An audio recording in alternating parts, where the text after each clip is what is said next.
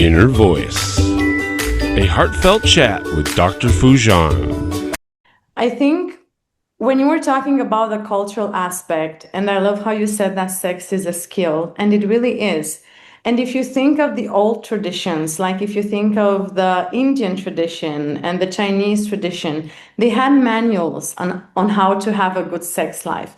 And unfortunately, we lost this. I mean, the only very quick manual that we have is pornography, and that's brought a lot of disservice to having a meaningful sex life, because people are not like, like in the videos from this kind of websites, and women are sometimes expected to perform like there would be, like from the websites, and also men expect themselves to be like porn actors. Introducing a powerful new update from the Foojan app. Now with flexible subscription plans to fit your journey monthly, quarterly, or yearly. Our new AI-driven onboarding customizes your path to feeling better, faster, and enjoy a refreshed experience with stunning 3D interactive videos. Update now. Empower your inner voice with Foojan. Download today. Welcome to the Inner Voice, a Heartfelt Chat podcast. I'm Dr. Foojan Zeine. I'm a psychotherapist and author and the founder of the International Awareness Integration Institute. Today, I will be talking to Dr. Coralina Chiriac. She is an integrative psychotherapist, a supervisor, and a trainer, and a co-founder of the Romanian Association of Integrative Psychotherapy, with extensive expertise in trauma work. She holds a PhD, and she specializes in methods like somatic experiencing, EMDR, and tension and trauma releasing exercises, and focusing on somatic cognitive approaches to healing. Dr. Coralina Chiriac has completed advanced studies with recognized institutions across Europe and USA, reflecting her commitment to excellence. As a trainer and a mentor, Dr. Chiriac teaches future psychotherapists both integrative psychotherapy and trauma-informed care, integrating neuroscience, cognitive therapy, and mindfulness to address mental health challenges holistically. She actively contributes to professional community, serving on several working communities within the European Association of Integrative Psychotherapy, ensuring quality standards in psychotherapy training across Europe. I've had the pleasure of meeting her in person. I was there in Romania 2 years ago. Then we went to Dubai and we were in conferences. She is an excellent teacher, a speaker, a lecturer. With all of that I just said, guess what we're going to be talking today? Yes, we're going to be talking about sexuality and how do you enliven the energy and the vitality of sexuality within for you and in your relationships and in partnership. I really enjoy her conversations. I always learn from her. It's a combination of science and delicateness and just human reality all put in together. So I hope that you enjoy our conversation as much as I have. Now, be sure to subscribe to my podcast, to this podcast, and my YouTube channel, and connect with me through my website, foojanzeine.com, or any of my social media platforms, and share your thoughts with me. I love to hear from you. So without further ado, here is Dr. Coralina Chiriac. Listen up if you want to promote your personal growth and self-awareness. I found the Foojan app last month and I have been absolutely loving it. I personally have never learned guided meditation, but thanks to this app, I now have learned incredible tools for my own stress relief and emotional self-awareness. Not to mention, there are self-evaluation tools and professional coaching available to utilize however your journey to self-discovery takes you. Join Foojan today and redefine your life one step at a time. Intentional Parenting, a practical guide to awareness integration theory, written by Dr. Jafari, Dr. Foojan Zeine, and Dr. Manoukian, 3 experts in human development, is your step-by-step guide to raising a healthy child prepared for a culturally integrated world. You're supported in parenting infants to adolescents using the latest evidence-based scientific research on parenting. Order your copy on Amazon now. Oh my God, I'm so excited to have Dr. Coralina Chiriac with me, all the way from Romania. Hi. Hi, thank you for inviting me. I'm so excited as well. Oh, yes. I mean, I was invited to come to your university. Then we went and presented in Dubai, and we're here together, although, we're in two countries at this point. And I hope that I'm so excited about the continuation of our relationship together and moving and growing. And I always learn from you.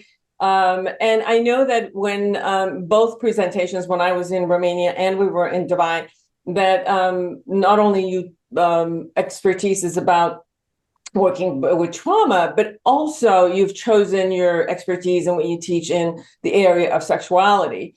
Why did you choose that topic? Why is it important for you? Well, it's a funny story, actually. I found myself in a period in my private practice where I had a lot of my clients bring up the subject of sexuality. So I actually found myself having a lot of therapies around this subject. People were either wanting to have better communication around sexuality with their partners. They sometimes wanted to try new things. Sometimes they didn't have orgasms. Sometimes they didn't have a fulfilling sex life. So actually, I found myself talking about this a lot on many months. And also my trainees started asking me if I would like to maybe talk some more publicly about this area. So actually, sexuality came as a passion in psychotherapy for me after trauma. So because I was talking about this so much, I realized that there's a need for women and for men and for people in general to know more about the subject and to talk about it without shame. Because in Romania, at least, it still holds a bit of a taboo around it sometimes. So actually, when I decided to talk about it, I did it because it felt like there's a need for this subject to be approached from a psychotherapeutical point of view.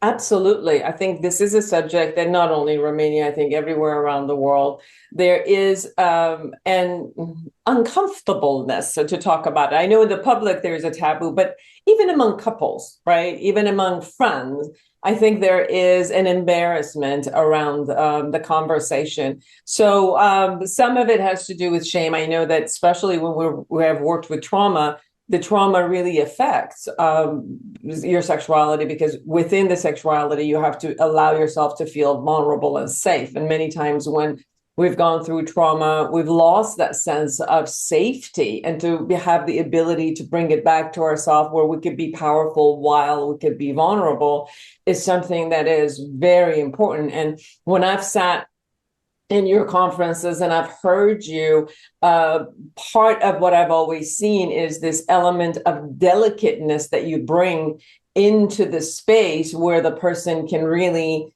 be delicate with themselves, like experience their power into their vulnerability, as they're allowing themselves to be in that space while, then they go into this space of, let's say, sexuality. So yes, absolutely, it's important to talk about it. And first, it's almost like how to be with yourself as a sexual being beyond how you create this relationship with others. Can you share a little bit about that? Yes, thank you for saying this, and thank you for bringing up the delicacy. Also because I think when we think about sexuality, we think about different cultures. People have different spiritual beliefs around sexuality, so that's also very important. And what I always teach my clients and my students is that a good sexual relationship starts with the relationship we have with ourselves. So we have to always look at the beliefs that we grew up around sex in childhood, because that's where a lot of the shame comes from. Some people, exactly like you said, experience sexual trauma. And sometimes people say, oh, I haven't experienced sexual trauma because I've never been abused. But sexual trauma doesn't mean it has to be like a full-blown sexual abuse. Sometimes it's even people touching us inappropriately in a club, maybe when you're in adolescence, that would count as sexual trauma. Or having somebody hit on us and we put a boundary and then they would not accept it and touch us. It doesn't have to be this big idea like trauma with a big T. And people don't take these little moments in their sexual development as places where they froze themselves emotionally and in their body. And of course, when you want to open up sexually, you need to be in contact with your body again. And I love how you brought safety in, because safety first begins in relationship with ourselves and then in relationship with our partner. So first, I always invite people to think about the things that they feel, about what their likes and dislikes, and getting back into contact with their sensations, And sometimes people, unfortunately, don't have a good sex life because they're just not in contact with their body. Like sex becomes this very mechanical thing. It becomes like something you have to do, especially in long marriages. It loses its playfulness, like the playfulness, the curiosity that we experience in the first 3 to 6 months of a relationship. And people eventually just stop having it altogether. Like they don't prioritize it so much anymore, as much. I also think that we do get traumatized also by our culture. It's not just the sexual activity. I think there is so much of a conversation and taboo within the culture that shows up. And I think a lot more, I can't even say a lot more. I could say different taboos that show up for men and the way they have to perform, and size matters and who they are and all of it. And then versus the taboos that gets created with women, about celibacy, or are they virgin or not? Do they have the ability to, how many men they were with, or do they know how to perform or not? So there's so much that comes in depending on the culture that also traumatizes people before they even look at the skills. And I think another thing that I've seen culturally is that people don't necessarily think they should get skilled in this. This is almost an area that people expect themselves that innately they should perform well. Although, on a minor level, I think, evolutionary behavior has given us just, a couple of behaviors to be able to create and procreate. But that is very minimal into the bigger concept of people being in relationships, being in long-term relationships for 30 and 40 years while their body keeps changing. And all of these pieces takes intentional skill building. And I think the embarrassment, the shame that shows up around wanting to even learn the skills, or where do people even go to learn the skills, because it's such a hush-hush and they can't really talk about it. And then so I think the cultural conversations that are around sexuality really dampens, and it's paradoxical to the desire and the normalcy of what a person is going to go, because people usually have the ability to have sex, around age 12 all the way to their 70s. So these are long years with our bodies constantly changing, our desires changing. What are your thoughts around that? Wow, I was thinking while you were talking that you brought so many amazing ideas that we can unpack. I think when you were talking about the cultural aspect, and I love how you said that sex is a skill, and it really is. And if you think of the old traditions, like if you think of the Indian tradition and the Chinese tradition, they had manuals on how to have a good sex life. And unfortunately, we lost this. I mean, the only very quick manual that we have is pornography. And that's brought a lot of disservice to having a meaningful sex life, because people are not like, like in the videos from this kind of websites. And women are sometimes expected to perform like there would be, like from the websites. And also men expect themselves to be like porn actors. So actually, what I've seen is that when people start to explore their sexuality, even if they're in their 30s or 40s or 50s, it's like they have to learn a new way of being with themselves and with their partner.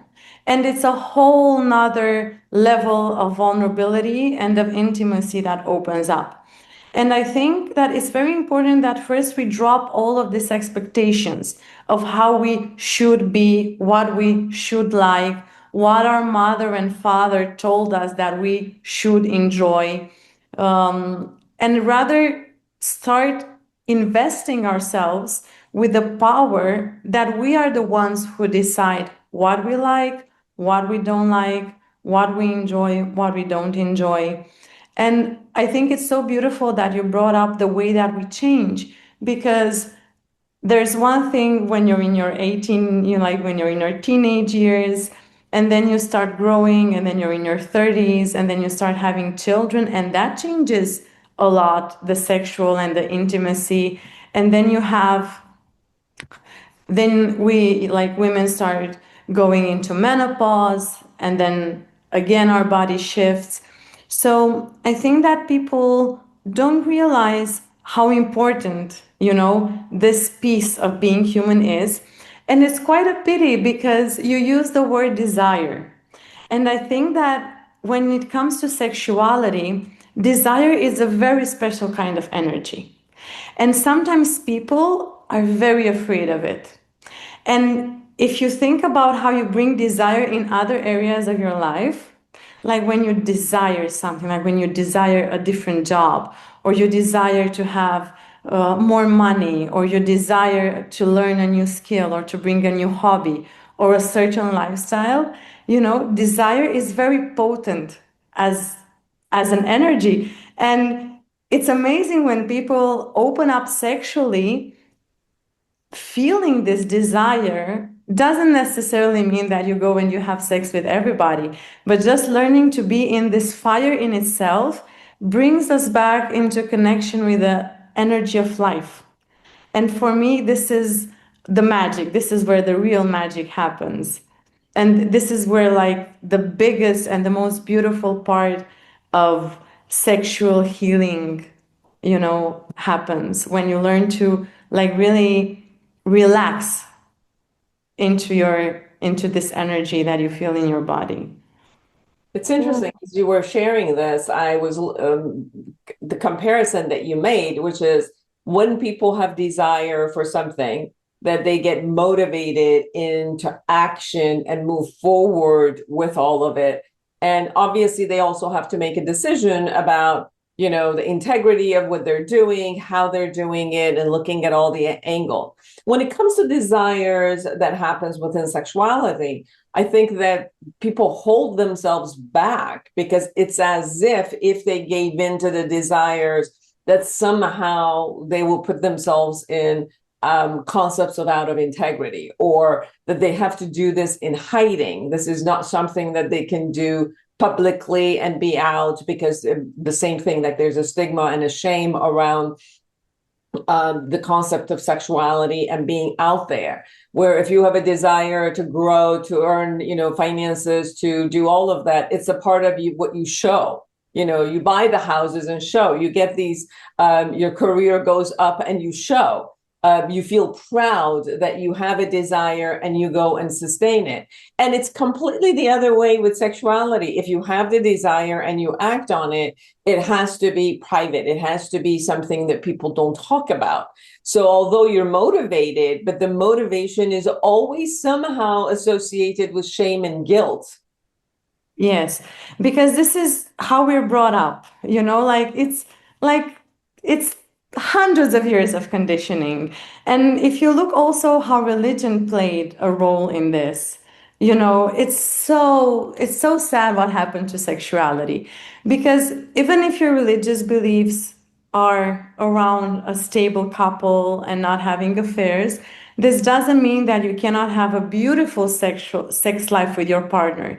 And what I found is that people are ashamed to share fantasies with their partner, as if they're not allowed to think about this, or they're not allowed to imagine this.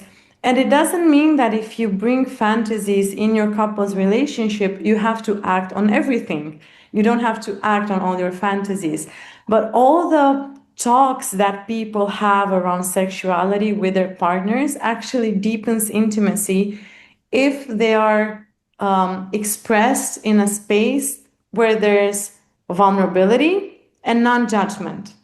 Like if you go and you express your desires and your fantasies to your partner, and like they look at you like, oh my God, no, like this is shameful, of course you're not going to feel safe. But if both partners as a team create an environment where there's safety, exactly like you said before, and where they can be non-judgmental to each other and see how they can enact some of those fantasies, then that's wonderful. Because when people start accessing this beautiful part of like being human, and they build a great sex life, because I think exactly like you build a relationship and have communication, you also need to invest energy and build a great sex life.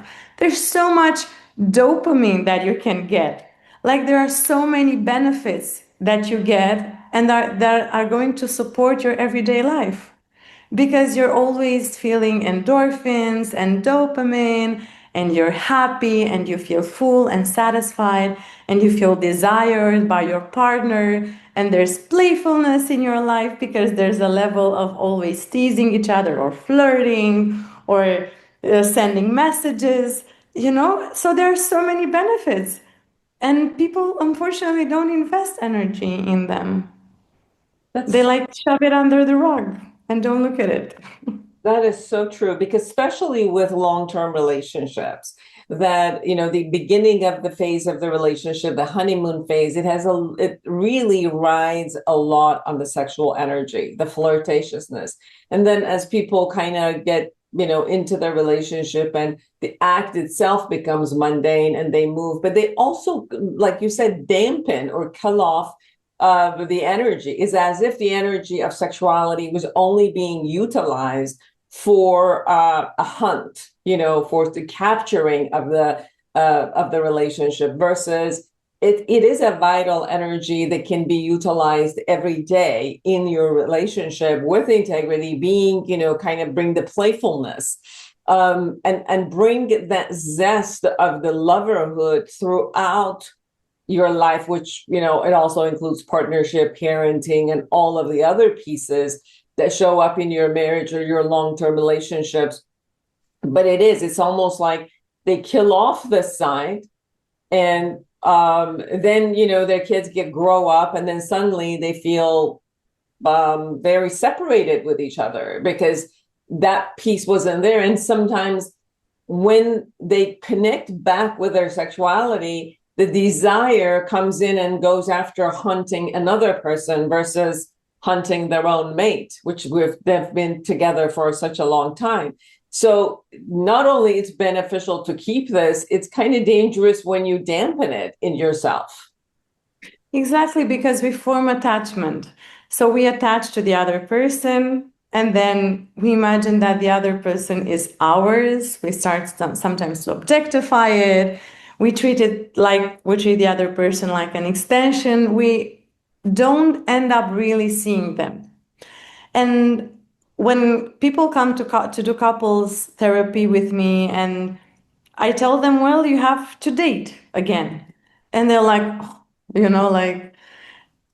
and I tell them, yeah, you have to schedule it in. You have to schedule dating and sex in your schedule. And then they say, and like this happens to everybody, like 100%. There's no one couple I've had in therapy who didn't say the same exact thing. And they say, yes, but when we were young or when we were dating, we didn't have to do this. And I said, yeah, you did. You did schedule dates, didn't you?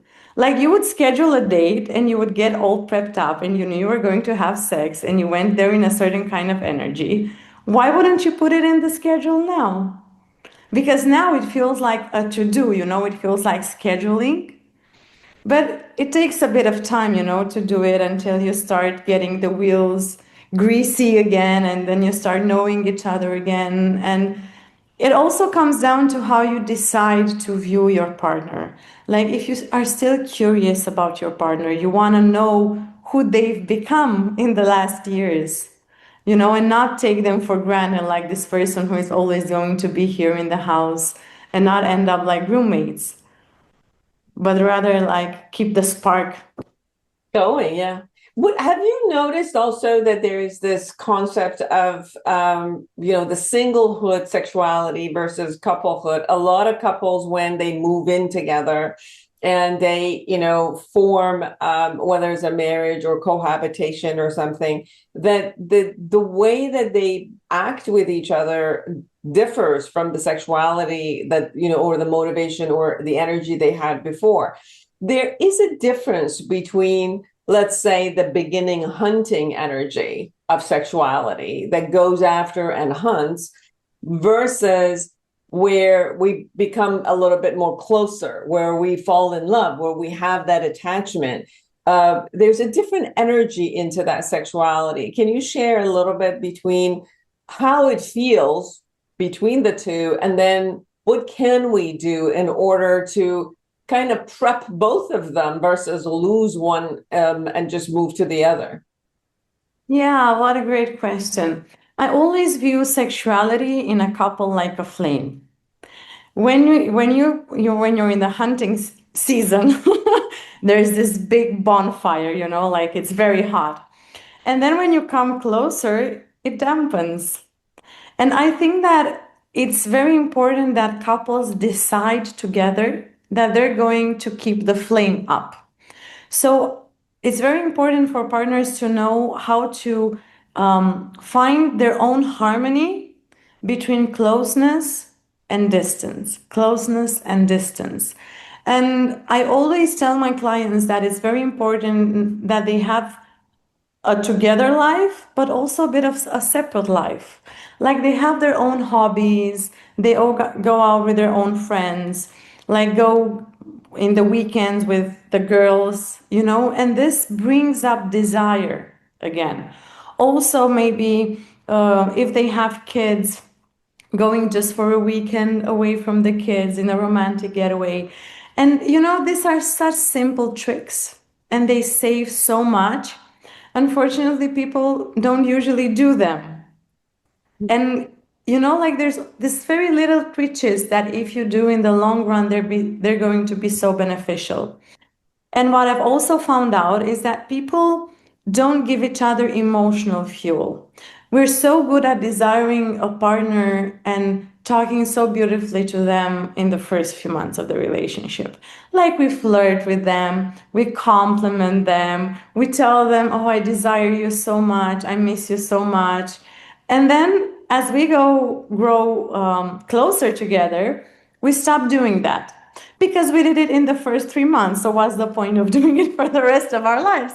Like it's 3 months, it's enough.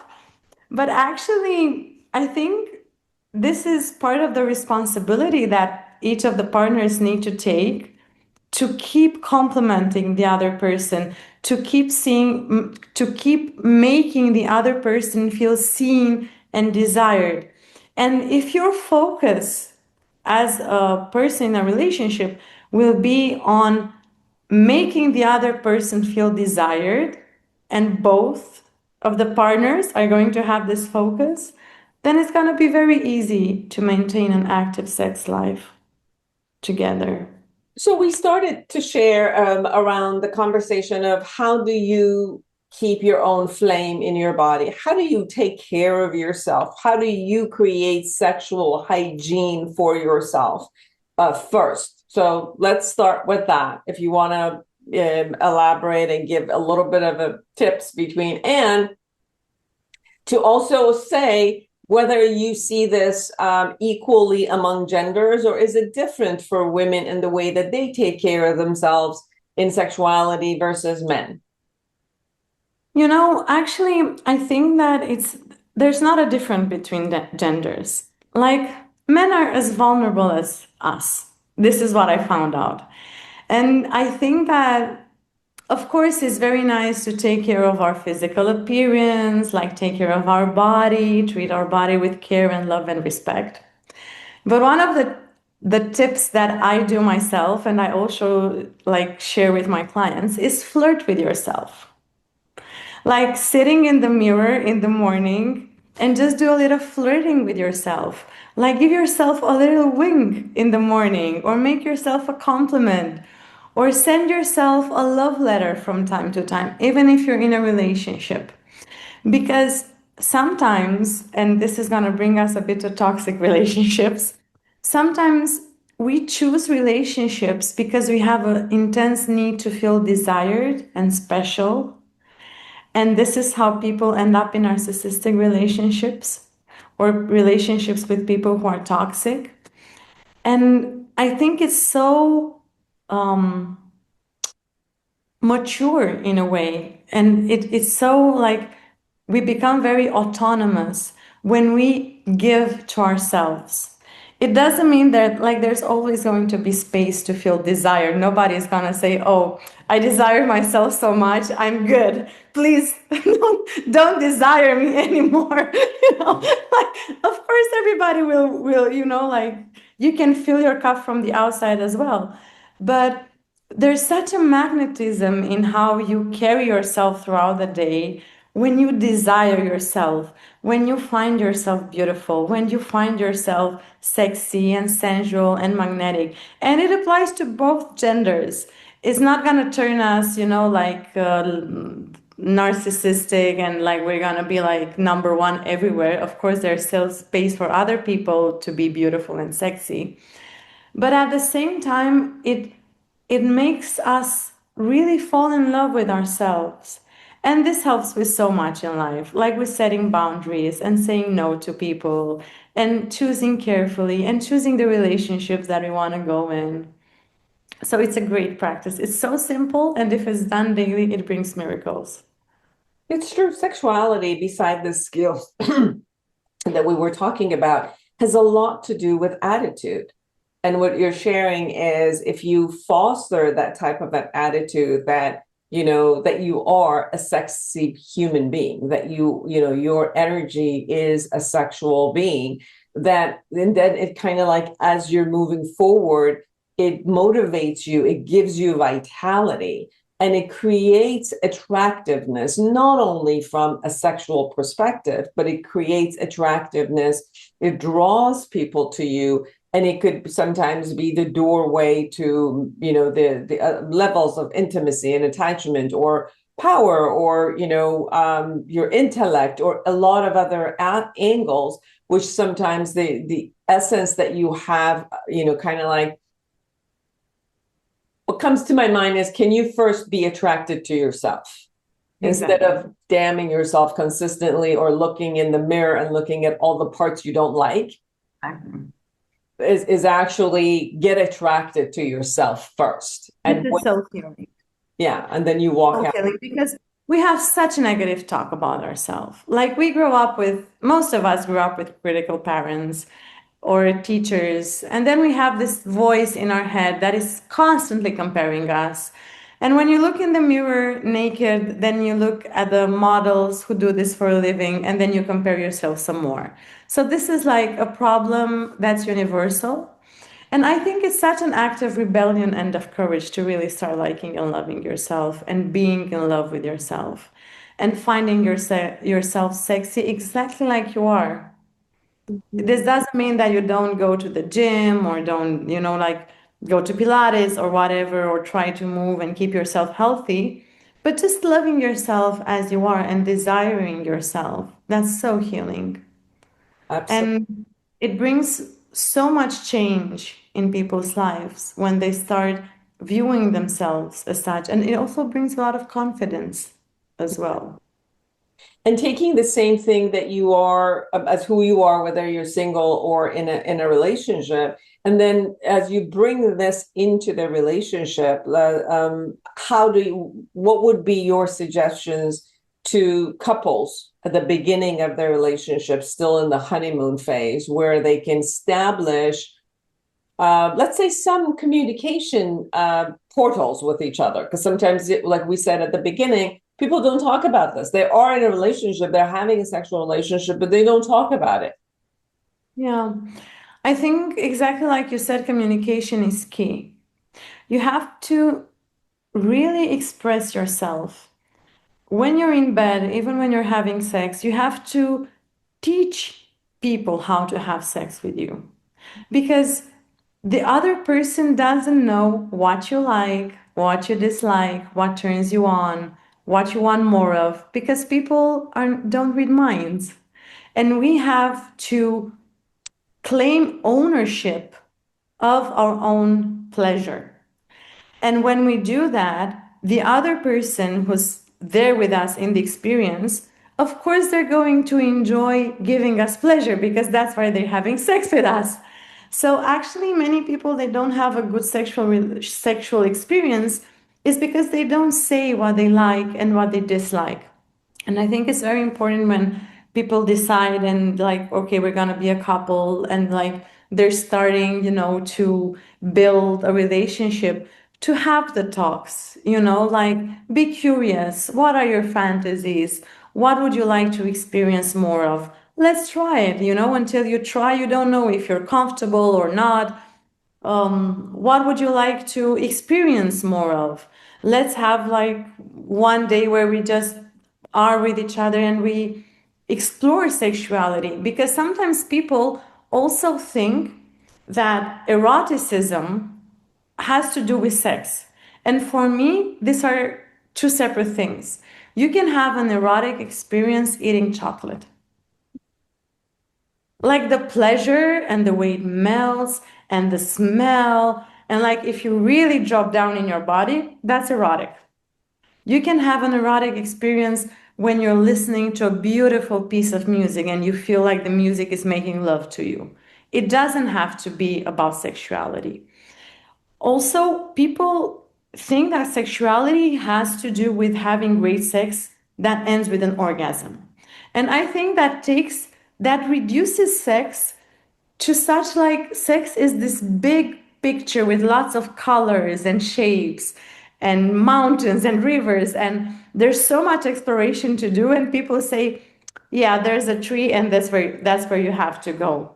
And people put so much pressure on the orgasm itself that they don't realize that actually the best part of sex is getting there. And even if you don't get it, the pleasure of being together, the kissing, the caressing, the sounds, like the explorations are so amazing that if you have an orgasm, that's amazing.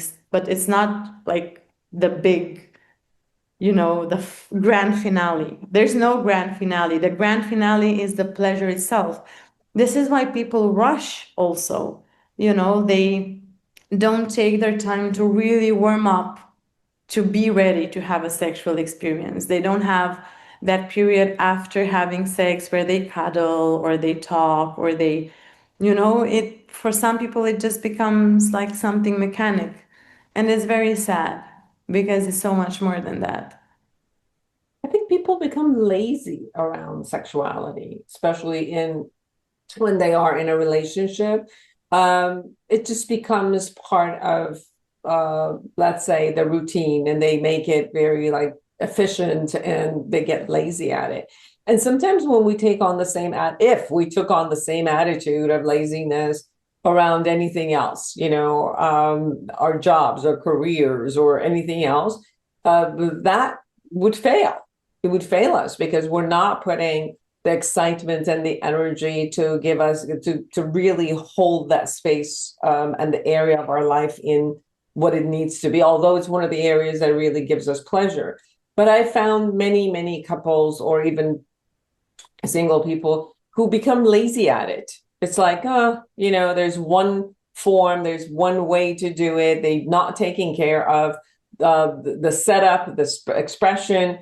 And as you say, it's like it moves forward into wanting to get to the end versus experiencing every angle of the journey and allowing themselves to really experience it's like, even cooking. It's different when you just put something in your mouth just because you want to no longer be hungry versus the experience of cooking for yourself and the taste and experiencing all the different tastes and the whole concept of preparing and eating is pleasurable versus, okay, I'm hungry. Let me just go into the fridge and put something in my mouth to calm myself down. And they're both there. But if you're looking at sexuality in an amazing source of pleasure, vitality in your life, then putting it in a space of priority for yourself, it really, really helps. I think you're so right, like spot on. It does become, they become lazy because they allow it to become boring. Like if you do the same thing over and over again, at one point it becomes boring. This is why, like hence the expression to spice it up. You have to spice it up so that it's always exciting and it's always fun. It's also, I think that sex life usually shows how the relationship is in general. So couples who are more communicative to each other, who have more intimacy, will have a better sex life than people who always fight. I think it's also about where each of the people of the person, each of the people are in their lives, because if one of them has a big project, they don't have a lot of time for sexuality. And I think that's fine. We need to understand that life moves in rhythms, but not forget about it entirely. And even for single people, even if they're not in a relationship or they're not looking for a relationship, you can still have a very fulfilling life, sexual life with yourself, and make dates with yourself and have beautiful, beautiful sex sessions with yourself. Yeah, and I think it's very important to encourage this type of expression because I think sex is not so celebrated as an experience. It's either you have to not talk about it, there's shame around it, or you have to perform at it. But it needs to be really normalized. It's part of who we are as human beings. It's normal. It Yes, should be like when it is celebrated, it's celebrated in a different context versus celebrated in everyday life, in your normal, family life. It doesn't get celebrated from that angle. Usually sexuality, when it gets celebrated, it goes into like pornography or, orgy parties or something that goes, and it separates itself from the crowd, as if there's one crowd and a particular time in your life that you're just going to splurge. And there's it's like an addiction or a splurging or things that are just animalistic versus being celebrated within the context of, your normalcy of everyday life in every angle of life that you could be close to each other. And they're both okay. It's just that the culture, kind of the society, splits it off in that format. And therefore, most of the time it kills it off within our relationships. And it's sad. It's sad to kill off one of the most amazing, vital energies that we have. Coralina, anything we haven't said that you really want people to know?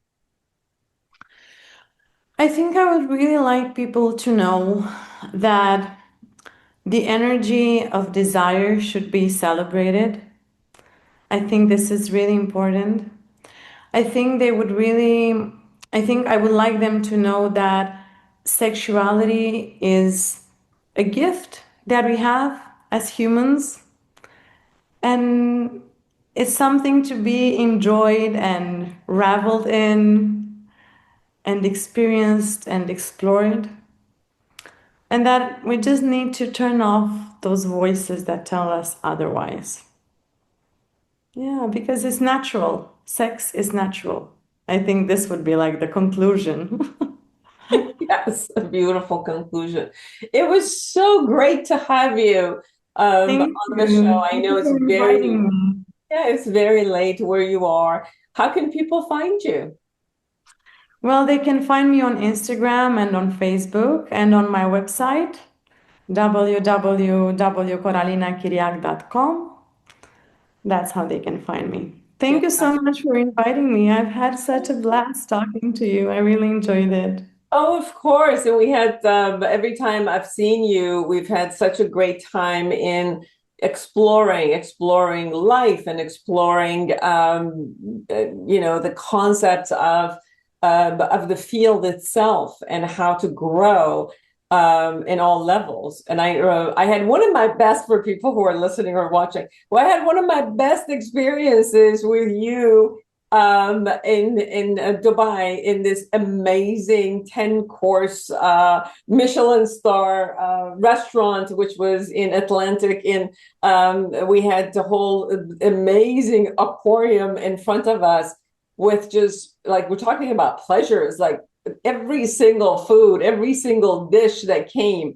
I think all of us were like, oh my God, this was the most amazing concept that we had experienced. So I hope that we get to meet somewhere across the world again, and possibly in the US, and continue working with each other and really growing this amazing field of psychotherapy, integrative psychotherapy, that we are so passionate about.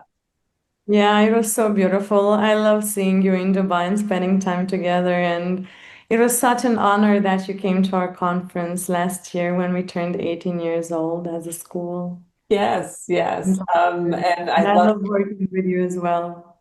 Yes, I can't wait to come over and we could do more research together. And beautiful. Again, thank you so much for taking the time. Thank you for inviting me. And for all of you who are out there, create an amazing life for yourself and everyone around you. If you liked what you heard, share it with your friends, and subscribe to both the YouTube channel and the podcast. And until next week, bye-bye.